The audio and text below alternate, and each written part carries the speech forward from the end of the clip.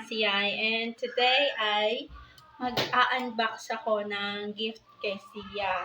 So, kanina tumawag yung rider, sabi may pipick upin ako sa gate. And yun, kinuha ko na siya, andito na siya. So, ayan. Samahan niyo po ako mag-unbox and let's see kung ano ang gift sa aking baby girl.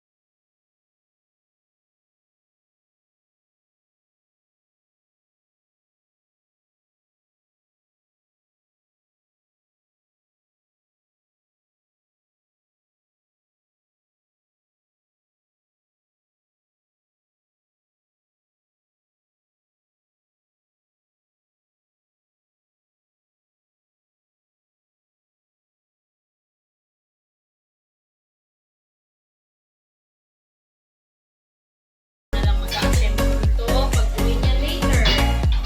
So,